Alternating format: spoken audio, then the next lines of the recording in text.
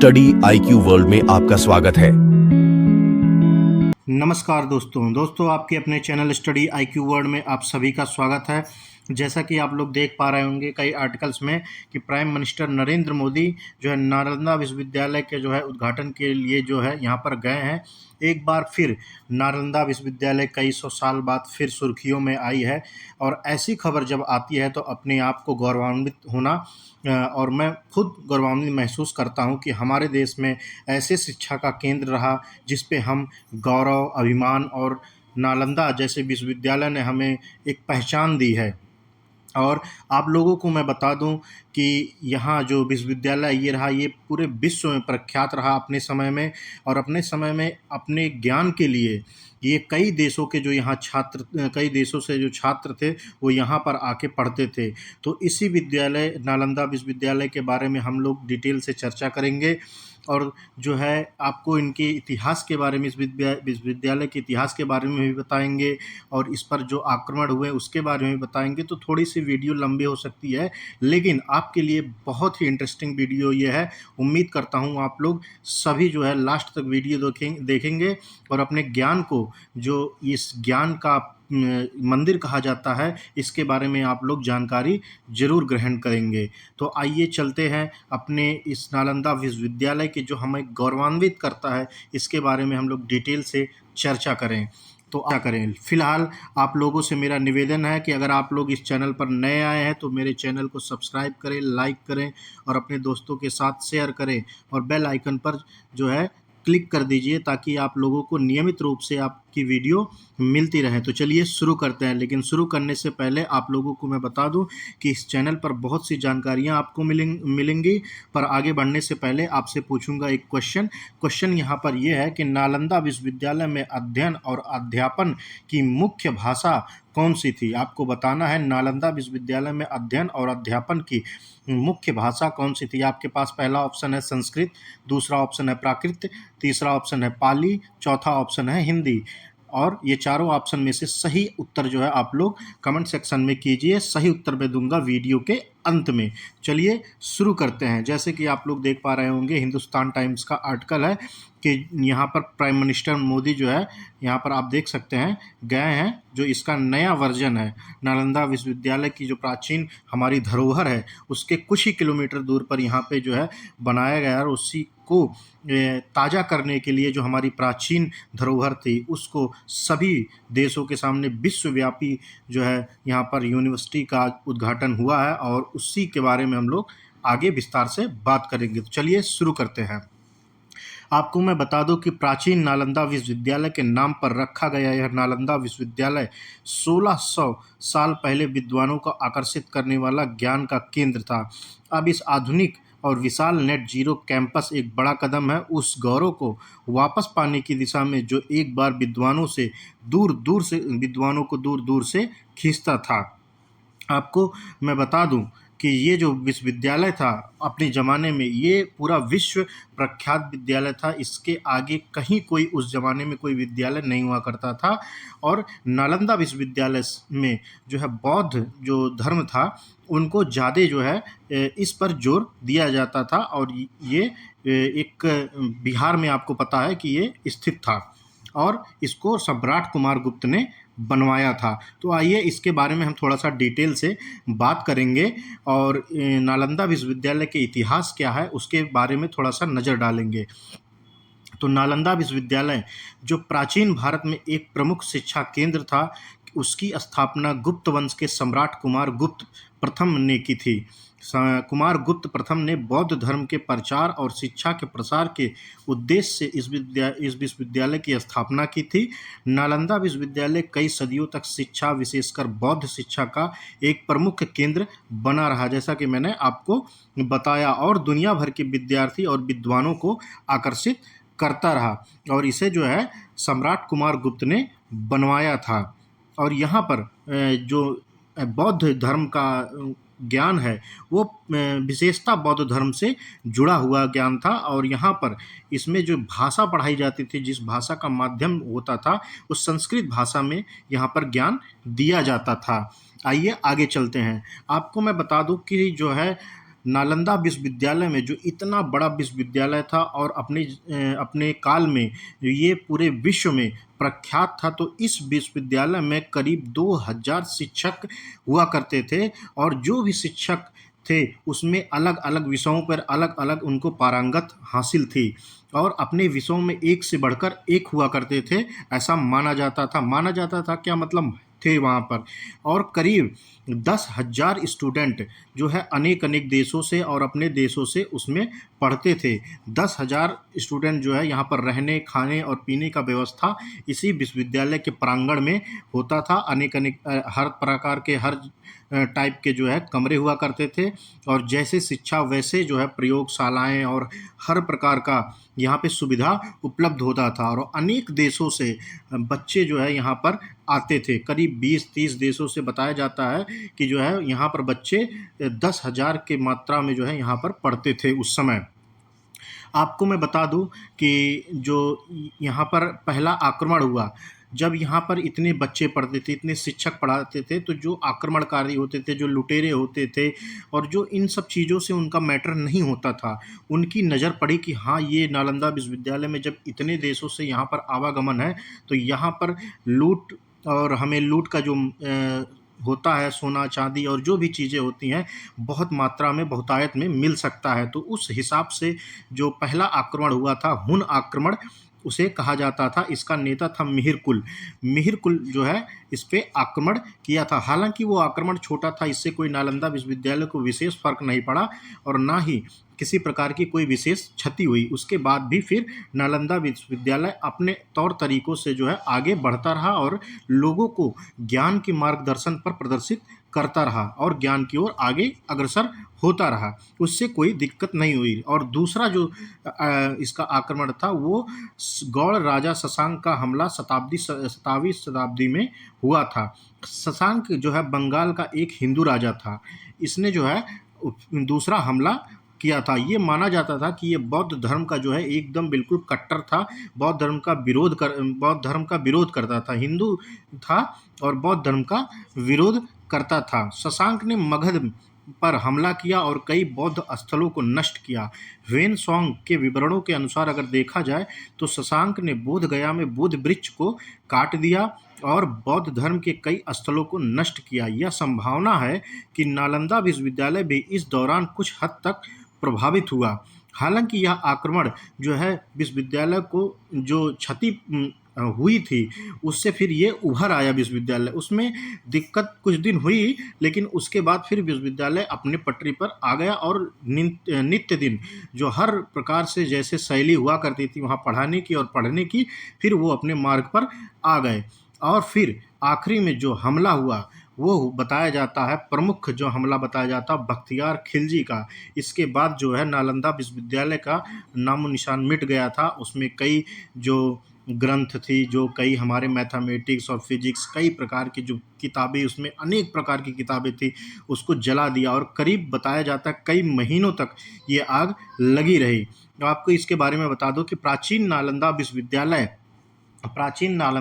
विश्वविद्यालय पर प्रमुख हमला बख्तियार खिलजी ने किया था। बख्तियार खिलजी एक तुर्की आक्रमणकारी और मुस्लिम सेनापति था जिसने 12वीं शताब्दी के अंत में भारत पर हमला किया था। इस आक्रमण के समय बख्तियार खिलजी की सेनाओं ने नालंदा विश्वविद्यालय को ध्वस्त कर दिया, जिसमें विश्वविद्यालय के पुस्तकालय को आग लगा दी गई। यह माना जाता है कि इस आग में कई दुर्लभ पांडुलिपियां और ग्रंथ नष्ट हो गए थे, जिससे भारत और बौद्ध शिक्षा को अमूल स्रोत नष्ट हो गए। यह आक्रमण नालंदा विश्वविद्यालय के पतन का प्रमुख कारण बना और इसके बाद यह प्रमुख शिक्षा केंद्र धीरे धीरे खत्म हो गया। बताया जाता है कि बख्तियार खिलजी का आक्रमण इतना ज़बरदस्त था और इतना घातक और इतना निर्दयी था कि वहाँ पे जितने लोग पढ़ते थे और जो पढ़ाते थे, सारे बच्चे और सारे शिक्षकों को जो मिला जैसे मिला उसको मार दिया गया और जो संग्रहालय में पुस्तकें थी उसको जला दिया गया। बताया जाता है कि संग्रहालय में ऐसी ऐसी ऐसी पुस्तकें थी कि अगर आज के टाइम पे अगर नालंदा विश्वविद्यालय के साथ ऐसी ट्रेजेडी ना घटी होती तो हमारा देश कहीं आगे होता इस समय, क्योंकि वहाँ पे शोध अनुसंधान और फिजिक्स के कई नियम, मैथ्स के कई नियम, हर एक प्रकार के जो एजुकेशन सिस्टम थी वो बहुत ही हाई लेवल पर थी। आप लोगों को पता होगा कि ऑक्सफोर्ड यूनिवर्सिटी जो ये इस समय जो है अस्तित्व में है, वो भी जो है इसके सामने फीका था। और आप खुद सोचिए जो ऑक्सफोर्ड यूनिवर्सिटी जो है वहाँ से कितने साइंटिस्ट निकले हैं और कितनी जो है थ्योरी आई है, कितने जो है वहाँ पर खोज की गई हैं। तो आप खुद सोच सकते हैं कि नालंदा विश्वविद्यालय अगर हमारे अस्तित्व में रहा होता तो आज हमारा देश आज यहाँ नहीं होता, हमारा देश कहीं और बहुत आगे हुआ होता और एशिया महाद्वीप पर सबसे बड़ा विश्वविद्यालय के रूप में उभर के आता। आइए आगे चलते हैं। आपको मैं बता दूं कि प्रधानमंत्री नरेंद्र मोदी ने खुशी जताई है कि विश्वविद्यालय के लगभग 500 नियमित छात्र 20 देशों से हैं। उन्होंने कहा, प्राचीन नालंदा में प्रवेश के लिए राष्ट्रीयता की कोई मापदंड नहीं है और नया नालंदा इसी आधार पर विकसित होगा कि पीएम ने कैंपस का उद्घाटन करते हुए ये बातें कहीं। हालांकि विश्वविद्यालय ने 2020 में अपने नए निर्माणाधीन कैंपस को स्थानांतरित कर दिया था, लेकिन इस बड़े काम को पूरा करने में समय लगा। विश्वविद्यालय ने एक बार 2022 में पीएम द्वारा उद्घाटन की योजना बनाई थी, लेकिन वह साकार नहीं हो पाया। लेकिन पीएम ने अपने तीसरे कार्यकाल के महीने से ही जो है इसे उद्घाटित करना सुनिश्चित कर दिया था। विश्वविद्यालय के एक वरिष्ठ अधिकारी ने कहा कि इंफ्रास्ट्रक्चर विकास का काम 90% पूरा हो चुका है। इसमें 24 बड़े भवन, विशाल आधुनिक पुस्तकालय और 2000 क्षमता का सभागार अभी पूरा होना बाकी है। कैंपस प्राचीन का नालंदा की महक को आधुनिक सुविधाओं के साथ मिलाता है। आपको मैं बता दूं कि 1 सितंबर 2014 को विश्वविद्यालय ने अंतर्राष्ट्रीय कन्वेंशन सेंटर राजगीर में अपने अकादमी सत्र की शुरुआत की, जो नालंदा खंडारों से मात्र 10 किलोमीटर दूर है। नालंदा खंडारों को 2016 में यूएन विरासत स्थल घोषित किया गया था और पिछले साल G20 शिखर सम्मेलन के दौरान जैसा कि आपको पता होगा कि इसकी पृष्ठभूमि का उपयोग किया गया था, जो बहुत ही जो वहाँ पर हमारे सरकार ने बहुत ही एक अच्छा पृष्ठभूमि वहाँ पर तैयार किया, जिससे हमारी विरासत को एक जो है विश्व स्तर पर निखर कर आता है कि हमारी विरासत क्या रही है और हमारा गौरव क्या है, हमारा अभिमान क्या था। और हम लोग विश्व गुरु थे और आज भी विश्व गुरु बनने की होड़ में हैं।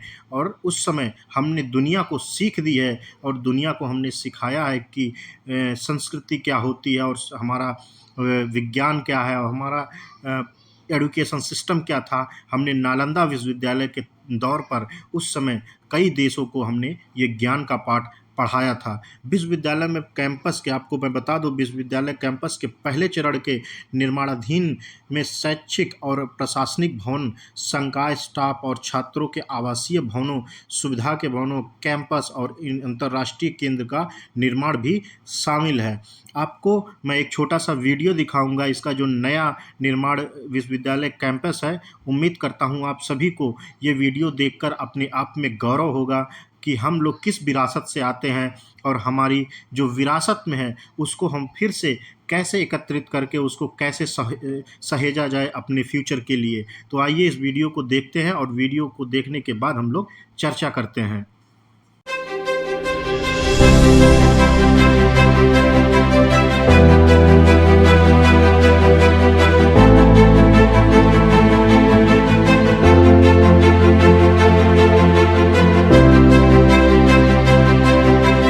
नालंदा ये केवल नाम नहीं है, नालंदा एक पहचान है, एक सम्मान है।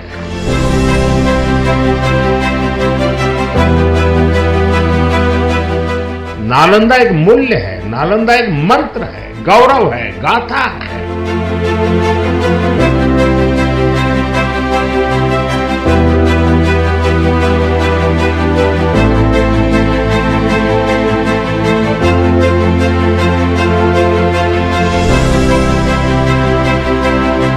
नालंदा है उद्घोष इस सत्य का कि आग की लपटों में पुस्तकें भले जल जाएं, लेकिन आग की लपटें ज्ञान को नहीं मिटा सकती।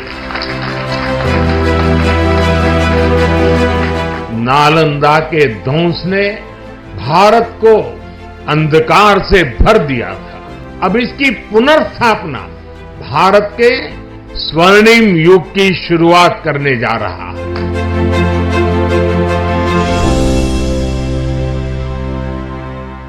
तो ये थी वीडियो जो है, इसमें हम आप और सभी जो है भारतीय जो भी हैं, इस पे नालंदा विश्वविद्यालय पे गौरव का अनुभव करते जरूर होंगे। मैं आपको बता दूं कि पहले चरण में कैंपस के लिए वर्षा जल संग्रहण और वितरण के लिए जल निकाय और झीलों का विकास किया गया। इसके अलावा आंतरिक सड़कों, वॉकवे और परिदृश्य का विकास शामिल था। पूरा निर्माण GRIHA द्वारा ग्रीन बिल्डिंग सर्टिफिकेशन और नेट जीरो एनर्जी, वाटर और वेस्ट मैनेजमेंट स्ट्रेटजी की आवश्यकताओं के अनुसार है। निर्माण में पर्यावरण के DVAP कूलिंग के लिए नवाचार तकनीकों का उपयोग भी शामिल है। कैंपस में 455 एकड़ क्षेत्र में 100 एकड़ में जल निकाय फैले हुए हैं। नालंदा विश्वविद्यालय की परिकल्पना 2006 में ही शुरू हो गई थी, जब पूर्व राष्ट्रपति APJ अब्दुल कलाम ने बिहार विधानसभा में अपने संबोधन में प्राचीन नालंदा की महिमा को पुनर्जीवित करने की बात कही थी। आपको मैं बता दूं कि राष्ट्रपति APJ अब्दुल कलाम इस देश के बहुत ही चहेते और मेरे खुद के बहुत ही प्रिय, जिनको मैं बहुत ही सम्मान और आदर करता हूं, वो मेरे एक आइडल हैं राष्ट्रपति APJ अब्दुल कलाम, जो हर एक भारतीयों के दिलों में राज करते हैं। उन्होंने इस परिकल्पना की 2006 में ही शुरुआत कर दी थी। और आपको आगे बताता हूं कि मुख्यमंत्री नीतीश कुमार ने PM का आभार व्यक्त करते हुए इस दिन को देखने के लिए, काम में तेजी लाने के लिए उनका धन्यवाद किया है। वर्तमान में संस्थान 6 स्कूल चलाता है: बौद्ध अध्ययन, दर्शन और तुलनात्मक धर्म, ऐतिहासिक अध्ययन, पारिस्थितिकी और पर्यावरण अध्ययन और सतत विकास और प्रबंधन।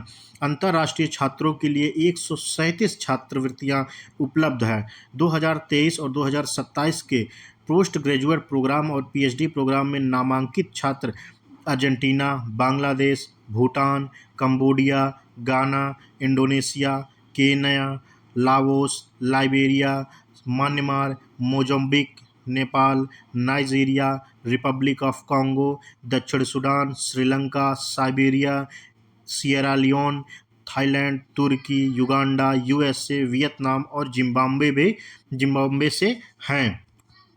नालंदा विश्वविद्यालय 17 देशों के साथ सहयोग करता है, जिनमें Australia, Bangladesh, Bhutan, Brunei, Darussalam, Cambodia, चीन, Indonesia, Laos, Mauritius, Myanmar, New Zealand, पुर्तगाल, सिंगापुर, दक्षिण कोरिया, श्रीलंका, थाईलैंड और वियतनाम शामिल है। विश्वविद्यालय के एक अधिकारी ने कहा कि आने वाले दिनों में और भी कई देश शामिल हो सकते हैं। हालांकि विश्वविद्यालय के लिए सबसे बड़ी चुनौती उन उम्मीदों पर खरा उतरना है जिसके लिए इसे स्थापित किया गया है, क्योंकि इसे प्राचीन नालंदा के बराबर बनाना होगा, जिसमें 10,000 छात्र और 2,000 शिक्षक थे और इसे दुनिया का पहला आवासीय विश्वविद्यालय माना जाता था। प्राचीन नालंदा को 12वीं